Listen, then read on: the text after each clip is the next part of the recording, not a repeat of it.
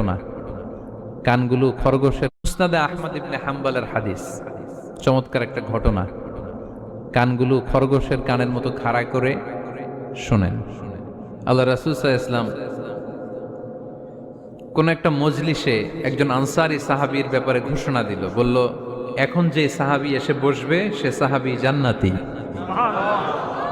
আনসারী সাহাবী এসে বসলো, সবাই তো অবাক, আমাদের কারো ব্যাপারে বিশ্বনবী এই কথা বলল না, এই আনসারী সাহাবী জান্নাতি। আবার কয়েকদিন পরে আরেকটা মজলিসে বিশ্বনবী আবার ঘোষণা দিলেন, এই মুহূর্তে এমন একজন সাহাবী এসে এইখানে বসবে, এই সাহাবীটা জান্নাতি। সবাই খেয়াল করে দেখলো, আগের মজলিসে যেই লোকটাকে বিশ্বনবী জান্নাতি বলে ঘোষণা দিয়েছে, আজকেও ওই সাহাবী এসে ওই জায়গায় বসেছে। তৃতীয় দিন আবার বিশ্বনবী বললেন, এখন একজন সাহাবী এখানে এসে বসবে, সে জান্নাতি। সবাই খেয়াল করে দেখলো, ওই সাহাবীটাই আবার এসে বসেছে।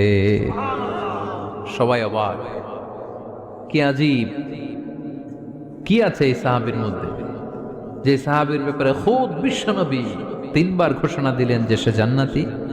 সবচেয়ে বেশি অবাক হয়েছিলেন সাইয়েদনা আব্দুল্লাহ ইবনে আমর ইবনে আস। মনে মনে ভাবলেন, এটা তো চারটেখানে কোনো কথা না, বিশ্বনবীর অ্যানাউন্সমেন্ট।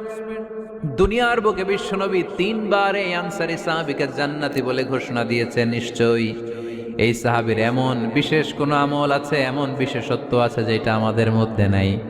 যেমন করেই হোক এই সাহাবীর ভেতরের সব খবর আমার জানতে হবে।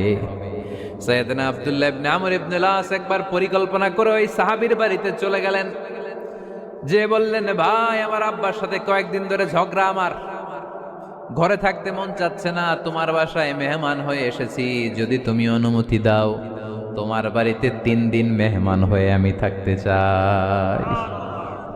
কয়দিন? শুনতেছেন? বুঝতেছেন? কষ্ট হচ্ছে না তো?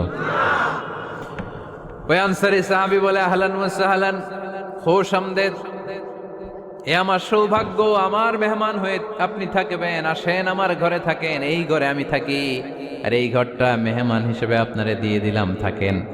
এবার আব্দুল্লাহ ইবনে আমর ইবনে আস খুব ভালোভাবে ফলো করতে লাগলেন, কখন এই আনসারী সাহাবী কি করে। 1 দিন, 2 দিন, 3 দিন পর্যন্ত ফলো করার পরে সাইয়েদনা আব্দুল্লাহ ইবনে আমর ইবনে আস এমন কোন বিশেষ আমল এই সাহাবীর মধ্যে খুঁজে পায় নাই। 3 দিন গভীরভাবে পর্যবেক্ষণ, অবজারভেশনের পরে বিশেষ কোনো আমল ওনার চোখে পড়ে নাই। এবার 3 দিন পরে তো চলে যাবার পালা, ঠিক কিনা? এবার তিনি সোজা সাপটা আনসারী সাহাবীর কাছে যে ভিতরের কথা খুলে বলে ফেললেন, বললেন, ও ভাই, আসলে আমার বাবার সাথে এমন বড় কোনো ঝগড়া আমার হয় নাই, যে কারণে বাড়ি থেকে বের হয়ে তোমার মেহমান আমার হওয়া লাগবে। আমি বিশেষ এক উদ্দেশ্যে এসেছি। কি উদ্দেশ্য? আব্দুল্লাহ ইবনে আমর ইবনে আস এবার বলতে আরম্ভ করলেন, আমরা খেয়াল করেছি 3টা মজলিসে বিষ্ণু ঈসা ইসলাম তোমাকে জান্নাতি বলে ঘোষণা করেছে, তাই আমি জানার জন্য এসেছি তুমি এমন কি আমল করো যে কারণে বিশ্বনবী ঘোষণা দিলেন যে তুমি জান্নাতি। কি এমন বিশেষ আমল আছে তোমার, আমার একটু বলো, আমি ওই আমল করে জান্নাতি হতে চাই। আল্লাহু আকবার। এবার আনসারী সাহাবী মুখ খুললেন, উনি বললেন, ও ভাই আব্দুল্লাহ ইবনে আমর ইবনে আস, এমন কোনো বিশেষ আমল আমার নাই। হালাল পন্থায় রুজি করি, ব্যবসা করি, নামাজের সময় নামাজ পড়ি, রাতে এসে ঘুমিয়ে যাই, ফজরের আগ দিয়ে উঠে তাহাজ্জুদ করি, সময় মতো জিকির আজকার করি, কোরআন তেলাওয়াত করি, কিছু দান সদকা করি। সবাই যা করে আমিও তাই করি, স্পেশাল কোনো আমল আমার জীবনে নাই। তবে আব্দুল্লাহ ইবনে আমর ইবনে আস, শুনে রাখো, একটা কাজ আমি প্রতি রাতে করি, হয়তোবা এ কারণেও বিশ্বনবী আমার ব্যাপারে এমন ঘোষণা দিতে পারে। আব্দুল্লাহ বললেন, ও আনসারী সাহাবী, কি কাজ তুমি করো? এবার আনসারী সাহাবী বলতে লাগলেন, প্রতি রাতে যখন আমি আমার বিছানায় ঘুমোতে যাই, আমি কারো ব্যাপারে কোনো রাগ, কোনো হিংসা, কোনো ক্ষোভ অন্তরে নিয়ে ঘুমাতে যাই না। ওই দিন যার সাথে যা হয়েছে সবাই রে মাফ করে দিয়ে মিটমাট করে একটা প্রশান্ত অন্তর নিয়ে আমি বিছানায় ঘুমাতে যাই।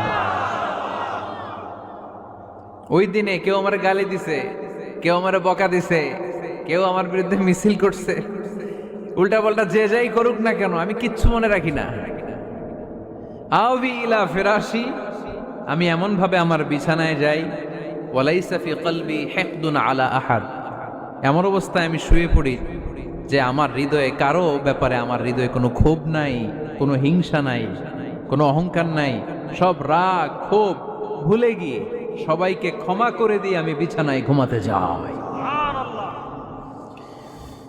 এজন্য বিশ্বনবী এই সাহাবীকে তিনটা মজলিসের ভরা মজলিসের মধ্যে জান্নাতি বলে ঘোষণা করেছে। এই হাদিস থেকে শিক্ষা হলো, আমরাও যদি প্রতি রাতে বিছানায় ঘুমোতে যাওয়ার আগে সবাইরে মাফ করে দিয়ে মনের যত ক্ষোভ জ্বালা যন্ত্রণা আছে সব ভুলে যে বিছানায় ঘুমাতে পারি, এই সাহাবীর মতো আমাদেরকেও জান্নাতি হিসেবে কবুল করবে কে? পারবেন আজকে থেকে? বিছানায় যাওয়ার আগে কি করবেন? আজকে সবাইরে মাফ করে দেব। যে আমার উপর জুলুম করছে ওই বিচার আল্লাহ করবে। কে কি বললো ওটা দেখার দরকার নেই। কারো ব্যাপারে কোনো ক্ষোভ, কোনো তিক্ত অভিজ্ঞতা, জ্বালা যন্ত্রণা অন্তরে রাখবেন? রাখলে লাভ না লস? এটা আরো জ্বালা দিবে আমাদের, এটা আরো ভেতর থেকে কষ্ট দিবে। It will burn me inside, ভিতরে জ্বালিয়ে পুড়িয়ে শেষ করে দিবে। এগুলো বয়ে বেড়াতে চাই না আমি সব মাফ করে দিতে চাই। চিল্লায় বলো ঠিক কিনা? এজন্য আল্লাহ বললেন, আমার মুত্তাকিন বান্দাদের 3 নাম্বার বৈশিষ্ট্য, তারা অন্যের প্রতি রাগ ক্ষোভ অন্তরে পুষে রাখে না। অন্তরে রাগ ক্ষোভ জ্বালা পেলে পুষে রাখে না, বরং সবাইকে মুত্তাকি বান্দারা ক্ষমা করে দেয়। পারা যাবে? কি করবেন? ক্ষমা করব। কি করবেন? আল্লাহ আমাদেরকে ক্ষমা করুক, এটা আমরা চাই কি চাই না? আল্লাহ আমাদেরকে ক্ষমা করুক এটা আমরা চাই, কিন্তু আমরা আমাদেরকে ক্ষমা করতে পারি না। যদি আল্লাহর কাছে ক্ষমা পেতে চান তাহলে আগে নিজেরা নিজেদেরকে ক্ষমা করে দেন। আল্লাহ ভুল করছি, আল্লাহ মাফ করে দাও, ক্ষমা করো। আমি ক্ষমা চাইতেছি কিন্তু আমি ক্ষমা করি না আরেকজনকে। তো তুমি ক্ষমা করো না, তুমি ক্ষমা চাও কোন সাহসে? মা যাদাল্লাহু আবদান বিআফবিন ইল্লা ইজ্জান, আল্লাহর হাবিব ফরমান, কোন বান্দা যদি অন্য বান্দারে ক্ষমা করে দেয় আল্লাহ ওই বান্দার মর্যাদা বাড়িয়ে দেয়। ওয়া ইন তা'ফু ওয়া তাসফাহু ওয়া তাগফিরু ফাইন্নাল্লাহা গফুরুর রহিম। তুমি যদি অন্যরে মাফ করে দাও, তুমি যদি অন্যের ভুল ক্ষমা করে দাও, তোমার ভুলগুলো ক্ষমা করে দিবে কে? আল্লাহুম্মা ইন্নাকা আফুন কারীম। কদরের রাত্রে আমরা পড়ি, আল্লাহ তুমি ক্ষমাশীল, তুহিব্বুল আফওয়া, ক্ষমা করাকে তুমি ভালোবাসো। ফাআফু আন্নী, আল্লাহ তুমি আমারে ক্ষমা করে দাও। আল্লাহর ক্ষমার জন্য দিনরাত চোখের পানি ছেড়ে আমরা কাঁদি, কিন্তু অন্যরে ক্ষমা করতে চাই না। কথাটা বুঝতে পারছেন? আমরা আল্লাহর ক্ষমা চাই, কিন্তু আমরা আমাদেরকে ক্ষমা পেতে হলে আগে ক্ষমা পেতে হলে আগে ক্ষমা। মনে থাকবে তো? আমরা আসলে অতীতকে বয়ে বেড়াই, অতীতকে ভুলতে চাই না। কোন বছর কে আমারে মারছিল ওইটারে মনে রাখছি। কোন 20 বছর আগে আমারে অপমান করছিল মনে রাখছি, তোরেও আমি অপমান করুম। তুই আমারে মারছিলি, তোরেও মারুম। মনে রাখিস, দেখায় দিমু। তো এই দেখেন, খেয়াল করে দেখেন, 20 বছর আগে কোথায় আমার অপমান করছিল ওইটা আমি ভুলি নাই, মনে রাখা দিছি। তার মানে 20 বছর ধরে এটা জ্বলতেছে এদিকে। ক্ষতি কি আমার না অন্য কারো? এগুলো ভিতরে জ্বলে, প্রতিহিংসার আগুন আপনারে জ্বালিয়ে দিবে। প্রতিশোধ নেয়ার আগুন দিনকে দিন আপনারে জ্বালায়। আপনি যদি একদিন ওরে অপমান করেন, মারেন, ও একদিন জ্বলবে, মরবে, কিন্তু প্রতিদিন আপনি জ্বলবেন। চিল্লা এখন ঠিক কিনা? রাসূল সাল্লাল্লাহু আলাইহি ওয়াসাল্লাম ক্ষমা করে দিতেন। মক্কা বিজয়ের দিন সব কাফির মুশরিক গুলো আল্লাহ রাসূল সাল্লাল্লাহু আলাইহি ওয়াসাল্লামের পায়ের সামনে থার থার করে কাঁপছিল। সবাই ভেবেছে আমরাও যেরকম পাষাণ, মুহাম্মদ মনে হয় তাই করবে, আমাদেরকে এবার কচুকাটা করবে। আল্লাহর রাসূল মক্কার কাফির মুশরিকদের এই দৃশ্য দেখে ঘোষণা দিয়ে দিলেন, ইযহাবু লা তাসরিবা আলাইকুমুল ইয়াউম, আজকে তোমাদের উপর আমার কোনো প্রতিশোধ নাই। ইযহাবু ফাআনতুমুত তালাকা, আমি তোমাদেরকে স্বাধীন করে দিলাম। ঐতিহাসিকরা বিশ্বনবীর এই বিশাল দিল দরিয়া দেখে অবাক হয়েছে। তারা বলতে বাধ্য হয়েছে, in the long history of the world there is no instance of magnanimity and forgiveness which was showed by Muhammad sallallahu, when all of his enemies laid under his feet and he forgave them one and all. পৃথিবীর ইতিহাসে ক্ষমার এরকম নজির কোনো মানুষ দেখাতে পারে নাই। যখন তার ঘোর শত্রুরা তার পায়ের সামনে বসে থারথার করে কাঁপছিল, তিনি চাইলেই পিষে মারতে পারতেন, কিন্তু তা না করে তিনি ক্ষমা করে দিয়েছেন। এজন্য কি করবেন? কি করবেন?